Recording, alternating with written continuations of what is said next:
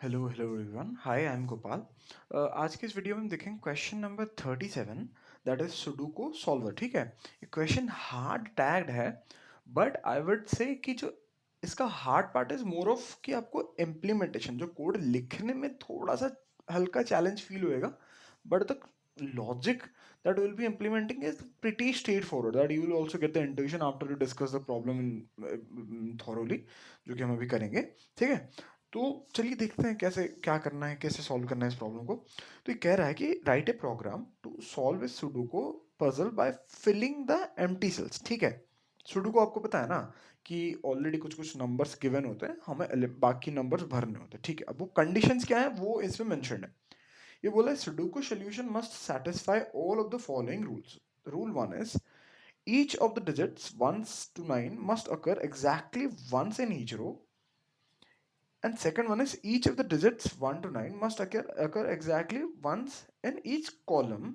मतलब एक रो में 1 to 9 at a time, one से टाइम सारे अपीयर करने चाहिए, ऐसे 1 2 3 4, क्योंकि 9 क्रॉस 9 का सेल होगा ये। ठीक है, I hope you already know about it. Constraint में भी मेंशन है 9 क्रॉस 9 है, और कॉलम वाइज भी किसी भी एक पर्टिकुलर कॉलम पे भी 1 2 3 4 से लेके ऐसे 9 तक एलिमेंट होंगे, प्रेजेंट होने चाहिए at the end after you solve the sudoku. और एग्जैक्टली वन टाइम ही फ्रीक्वेंसी होनी चाहिए हर एलिमेंट की। और third part is interesting one, जो कि हमने कल डिस्कस करा था। For each of the digits 1 to 9 must occur exactly once in each of the 3 cross 3 cells. Basically ऐसा जो सेल है ना, ऐसा जो सेल है, यहाँ देखोगे तो ये 9 क्रॉस 9 का सेल है, बट इंडिविजुअली ये 3 क्रॉस 3 के 9 सेल्स में डिवाइडेड है काइंड ऑफ। जैसे देखोगे ऐसे सेल 1 सेल 2 सेल 3 ऐसे कुछ हम कह रहे होंगे। ठीक है, ये बोल रहा है कि एक तो रो हो गया, एक हो गया कॉलम, एक है कि ये जो सेल्स है ना, ये जो जो 3 क्रॉस 3 के सेल्स है, उनमें भी 1 to 9 तक element exactly one time appear होना चाहिए। ठीक है, तो बस यही है क्वेश्चन, और इस हिसाब से हमें एलिमेंट्स भरने हैं। जहां पर ऐसा जो डॉट वाला सिंबल होगा, क्योंकि स्ट्रिंग के या कैरेक्टर के फॉर्मेट में जो भी इन्हें दिया हुआ है, इंडिविजुअली हम देखेंगे क्वेश्चन आर्ग्यूमेंट में क्या मिला है। तो डॉट है मतलब एम्प्टी सेल की तरह वो डिनोट करवा रहे हैं। कंस्टेंट ऑब्वियसली 9 क्रॉस 9 है, and guaranteed that input has to be a valid solution.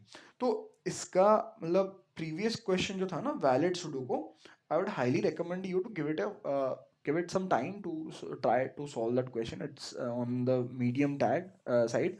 तो उसमें जो मेन इंपॉर्टेंट थिंग जो मैं कहूँगा कि सेल आईडीज के बारे में हमने कुछ कुछ डिस्कस करा हुआ है। उसके अलावा अब वो क्वेश्चन ऐसा था कि एक सेल में मल्टीपल एलिमेंट्स हो सकते थे, जो कि एक अनसॉल्वेबल सुडोकू बना सकता था। जैसे मान लो कि इनपुट ही यहाँ पर 6 गिवन और एक था, तो हम देख पा रहे हैं कि एक सेल अंदर 3 क्रॉस 3 वाला सेल के अंदर 6 की फ्रीक्वेंसी 2 टाइम है। तो we would have said in that case कि it's an invalid unsolvable sudoku, जो कि प्रीवियस क्वेश्चन ऐसा था। अब इसमें इम्प्लीमेंटेशनल वाइज ये क्या कह रहे हैं कि आपको जो गिवन है ना, that is on the correct correct state, कि आपको एग्जैक्टली एक सोल्यूशन तो एग्जिस्ट करता ही करता है। ठीक है, अब डिपेंडिंग ऑन की मतलब वो ऑन अ डिफरेंट साइड, कि जितने कम नंबर्स होंगे उतने ज्यादा फ्रीक्वेंसी बन सकती है, कि उतने डिफरेंट सोल्यूशंस बन सकते हैं। बेसिकली एक एक नंबर रिजिड बन जाता ना, तो फ्लेक्सिबिलिटी मतलब possible number of answers depends upon कि कितने कम नंबर ऑफ एलिमेंट्स दिया गया है, बट मोस्टली बहुत सारे एलिमेंट्स गिवन होते हैं। ठीक है, तो अब हमारा जो रेस्पॉन्सिबिलिटी है कि भाई हमें भरना है। जैसे ये सेल है, तो हम देखेंगे 6 है, 2 है, 8 है, तो मेरे पास इस रोज से क्या क्या अवेलेबिलिटी आई, एक, तीन, पांच, चार, सात, नौ, these many, this row is allowing me. और ये कॉलम कितना अलाउ कर रहा है, 7 4 8, लेट्स से कि 1 is also there, I have just written it for some purpose. 1 4 5 6, मतलब बेसिकली 2 और 3 नहीं है, और 9 नहीं है ना। तो ये कह रहा है 2 3 9 नहीं है। और ये जो सेल है ये बोल रहा है कि बस मैं तो इकलौता 6 हूँ, तो 1 से लेके 9 एक्सक्लूडिंग 6, मैं सारे ही यहाँ पर ये वाला सेल अलाउ कर रहा है। तो अब हमें क्या करना है, basically intersection type of thing बन जाता है, समझ रहे हो ना। जैसे 1 3 5 4 7 9, ये बना, ये रो नहीं दिया, कॉलम ने क्या दिया, कॉलम ने दिया 2 3 9। अब सेल ने क्या दिया, जो 3 क्रॉस 3 का सेल ने, उसने बोला कि 1 2 3 4 5 6 तो है ऑलरेडी यहाँ पर, 7 8 9। मैं बोलूंगा देखो जो सबसे कम है ना वो अवेलेबिलिटी को मिनिमाइज कर देता है, श्रिंक कर देता है, ठीक है। तो बाकी सारे 239 तो हटा दो, 239 को छोड़ के बाकी सब इनवैलिड हो गए, है ना। 239 करेक्ट।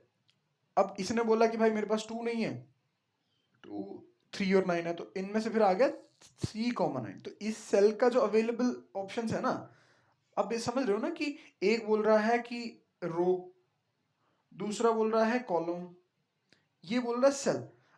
अब सोचो जब ऐसे 3 रीजन आ गए तो क्या यही मेरा ऑप्शन नहीं है।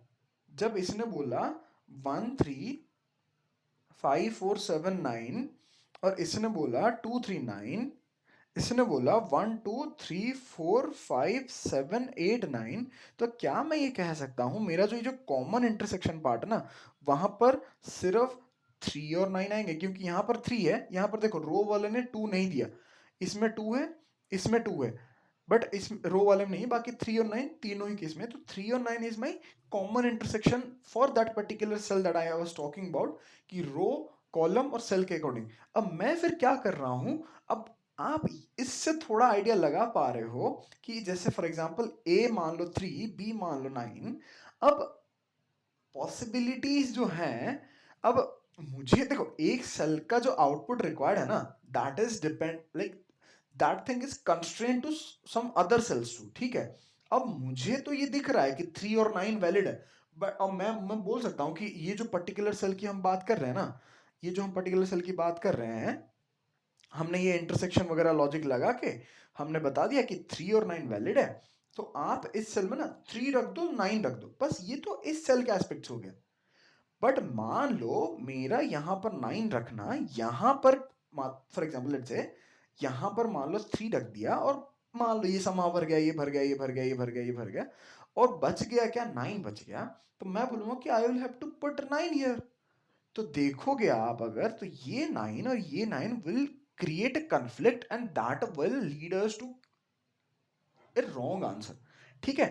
तो अब हमारे पास ऑल्दो यहाँ पे 3 और 9 वैलिड सॉल्यूशंस थे, ऐसे हमें सारे सेल्स के वैलिडिटी चेक करते हुए, अब मान लो कि यहाँ पर 3 मैंने पुट कर दिया, नो डाउट हमें तो नहीं पता ना, आप तो कोई अंतर्यामी तो हो नहीं कि 3 लेके जाऊंगा ही तो सही होगा, ये पता चल जाए। अब हम क्या करेंगे, ए के साथ एक बारी सेल पॉसिबिलिटी 1 चेक करेंगे, बी के साथ पॉसिबिलिटी 2 चेक करेंगे। अब दोनों में से जो पहला ट्रू हो गया आई विल से रिटर्न।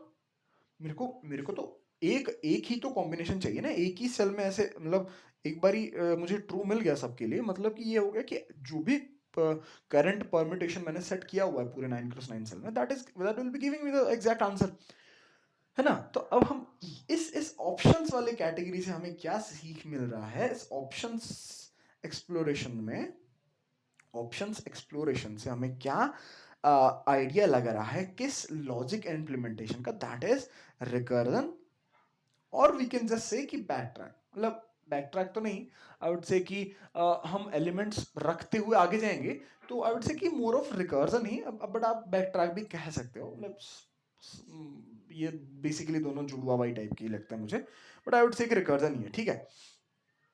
जब बस ठीक है, अब हम हमारा अब काम क्या बच गया, देखो अभी जो हमारा काम है, अब मैं बोलूंगा कि समराइज करते हैं हमने क्या सीखा। हमने सीखा किसी भी एक सेल के लिए, किसी भी एक आई कॉमा जे सेल के लिए, सेल मतलब सेल यहाँ पे 2 सेल हो जा रहे हैं, आई जे एक इंडिविजुअल छोटे सेल और 3 क्रॉस 3 के वो बक्सा वाला सेल, ठीक है। मैं बोलूंगा we have to check rows availabilities from, we have to check availabilities of elements 1 to 9 from row I, from column J. Now an interesting part is coming, from boxa box where ij is present. अब what does this box referred as here? अब आपने कल वाली video, इसलिए मैंने कहा था कल वाला क्वेश्चन भी आप अगर सॉल्व करके आओ ना, तो आई मीन आई वुड से कि सोल्यूशन देख ही लो, क्योंकि मतलब वीडियो रेफर कर लेना, क्योंकि मैंने इन सेल्स को as a individual IDs assign करे हुए हैं, ठीक है। IDs by means for example let's say कि इसका जैसे 0 1 2 3 सेल है, 0 1 2 3 4 5 6 7 8 7 8 तक है, तो मैं बोलूंगा ये जो 0 6 से लेके ये that this is the 0 6 cell and this is the my bad this is the 0 6 cell, this is the 2 8 cell, ठीक है। अब 0 6 से 2 8 के बीच में कौन से एलिमेंट आ गए, देखो ये वाला आ गए, ये अरे यार कौन सा कलर लूं मैं, जस्ट ए मोमेंट गाइस, ये अब मैं बोलूंगा 0 6 से 2 8 के बीच में जितने भी सेल्स है ना, अब उनको एक एक कैटेगरी में डालने के लिए मैंने ये आईडी का कॉन्सेप्ट लाया और आईडीज कैसे निकाला। अब IDs is just more of a formula type that you have to explore multiple options with 9 and 3 and multiple things, then you can reach to that point.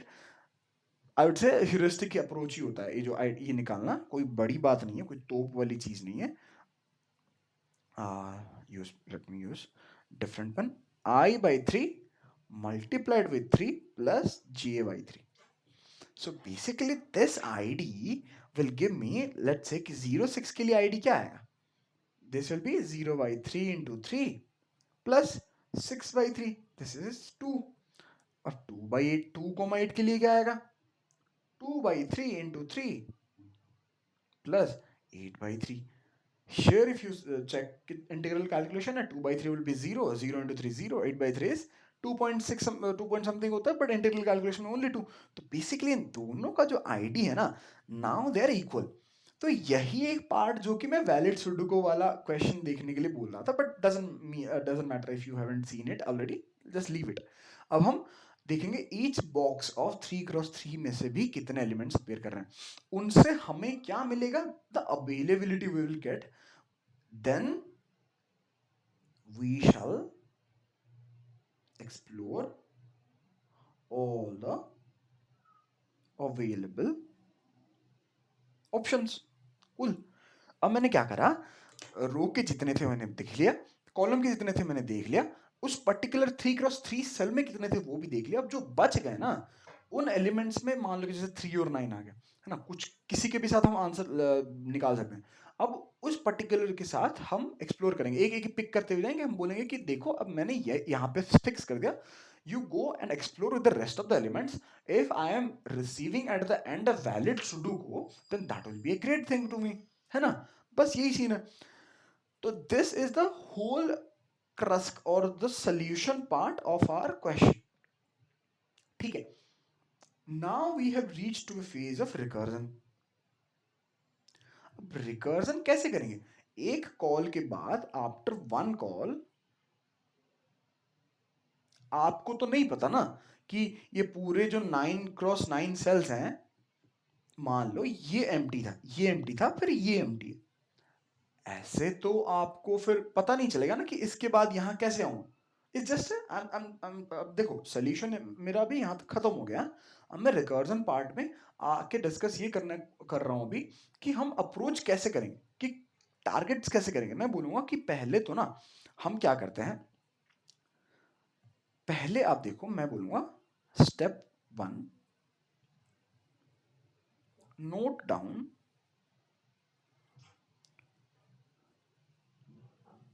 Block या जो 3x3 size के sales elements. अब मैं क्यों बोल रहा हूं, हर आई जे call के लिए, हर आई जे कॉल के लिए मैं अवेलेबिलिटी रो अवेलेबिलिटी कॉलम देखूंगा। अब मुझे बताओ, आपने ये फॉर्मूला निकालते निकालते आपकी हवा टाइट हो जाएगी अगर आप कोशिश करोगे, क्योंकि अब्रप्ट होती है चीजें, ये कोई पैटर्न वैटर्न नहीं है, कोई लॉजिक नहीं है कि आपने कोई फॉर्मूला पढ़ा और हो गया। अब सोचो, रिवर्स सोचो, मान लो कि आपके पास आई कॉमा जे से आईडी मिल गया, बट आई एम एक्सपेक्टिंग कि आईडी सेल में, आईडी वाला जो भी पूरा 3x3 सेल है, पूरे 9 एलिमेंट की फ्रीक्वेंसी मुझे चाहिए।